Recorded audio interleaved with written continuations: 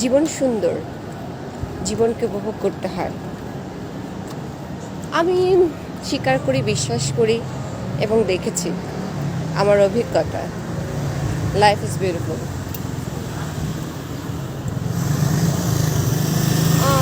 বিয়ের আগে আমি 5টা দেশ একা ভ্রমণ করেছিলাম।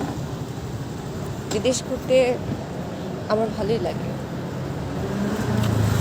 এখানে আমি একাই থাকছি, একা একাই অনেক মজা করছি, অনেক কিছু নতুন অভিজ্ঞতা হচ্ছে। খারাপ লাগছে না, ভালোই লাগছে।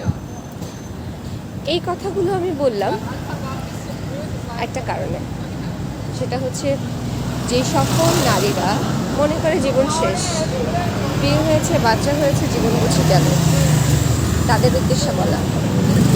আমার 2টি বাচ্চা আছে, আমার সংসার আছে, আমার কাঁধে অনেক দায়িত্ব আছে। তারপরেও আমি বলছি, জীবন অনেক সুন্দর। বেঁচে থাকার চাইতে এর চাইতে সুখ আর কিছু হতে পারে না। আল্লাহর কাছে শুকরিয়া আদায় করা উচিত, আমরা বেঁচে আছি। যারা আমরা বেঁচে আছি তারা আমরা দেখতে পাচ্ছি, শুনতে পাচ্ছি, কথা বলতে পারছি, অক্সিজেন নিতে পারছি, চোখের সামনে অনেক অনেক সুন্দর কিছু দেখার সৌভাগ্য হচ্ছে। যারা মরে গেছে তারা কিছুই পাচ্ছে না।